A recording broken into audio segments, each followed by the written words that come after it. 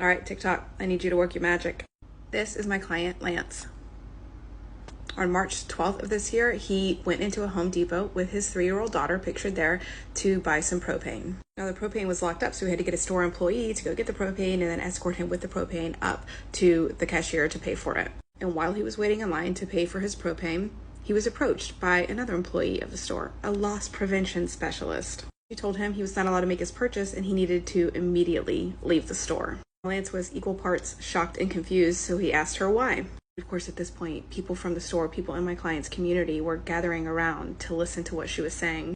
She responded without using any discretion, like lowering her voice or pulling him aside. She responded, "We have evidence that you have been caught stealing from this store before." Lance has never stolen anything in his life, and he's never even been accused of stealing anything in his life. So he pushed back. He said, "What evidence do you have?" A crowd around him had started to accrue because he raised his voice at this accusation.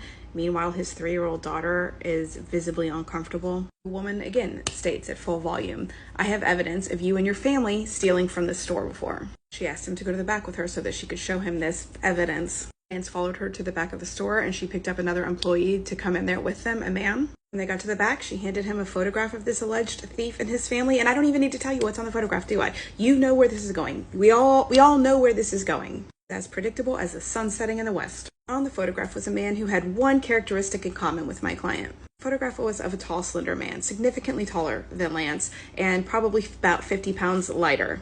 And even though the alleged theft in the photo had been taken 1 month prior, the man in the photograph had short hair, and Lance has long hair. The man in the photograph shared one characteristic in common with my client, and you know what that is, right?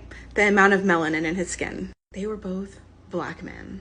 Furthermore, they had a photo of this man's car, which was not Lance's car, and during that entire time that Lance was being escorted with the propane to the front, they could have easily checked their footage to see which car he had pulled up in that day and quickly verified that it's not the same car. Now, Lance turned to the other man in the room and said, "Do you think that looks like me?" And the man immediately said, "No." The loss prevention specialist immediately apologized, but then said, "You have to understand where I'm coming from." "Yeah, we understand. We understand exactly where you're coming from." This was not some rogue employee trying to catch an alleged shoplifter. This woman's job is loss prevention. This woman is, or should be, trained to notice detail. Now, none of the people at the front of the store know how this turned out. All they know is that Lance was accused of shoplifting. They never heard the apology. Meanwhile, Lance's daughter kept asking, "Daddy, did we do something wrong?" over and over again. Home Depot needs to do better, and I'm asking you to help hold them accountable by sharing and reposting this.